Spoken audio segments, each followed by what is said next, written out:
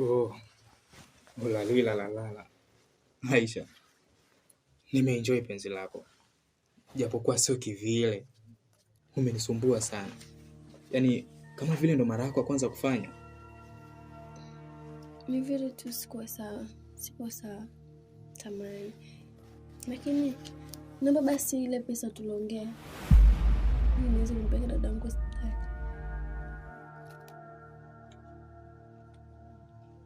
Pesa? Nikuulize swali Aisha. Kati yangu mimi na wewe, nani ndo anahitajika kumpa pesa mwenzie? Ukiwa na maana gani? Nisikilize kwa makini. Kipindi mimi nakutongoza, ulikuwa unanisumbua sana. Unanizungusha mara huku na kule. Nilikuwa nakuhitaji kwa udi na uvumba sana wewe. Lakini ukaniona kama boya, kama taira. Sasa kile kipindi ambacho mimi nakuhitaji, ungekubali ndo ningekupatia pesa. Lakini kwa sasa hivi haiwezekani. Kwa sababu wewe ndio ulionipigia simu mwenyewe. Sikukwambia mimi unipigie simu, ni shobo zako mwenyewe. Kwa wewe ndio ulikuwa unahitaji huduma. Na huduma nimekupatia ipasavyo. Kwa hiyo wewe ndio unatakiwa kunilipa mimi, na sio mimi nikulipe wewe.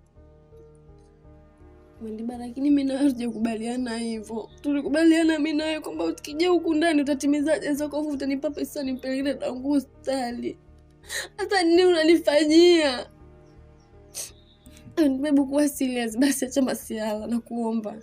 Namba hiyo hela basi tulikubaliana nimpeleke dadangu hospitali. Mbona sio hela nyingi?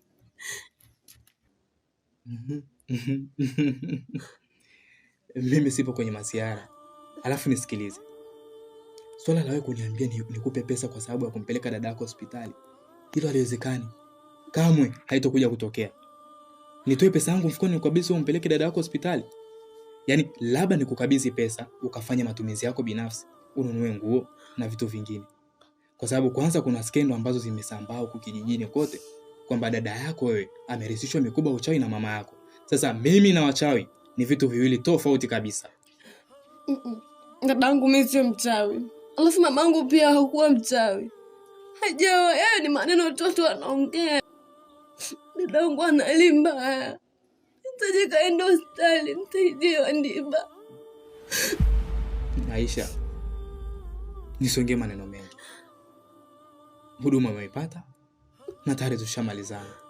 Mimi pesa siwezi kukupatia. Tafuta njia nyingine ya kupata pesa ili umsaidie dada yako. Nimeenjoy sana.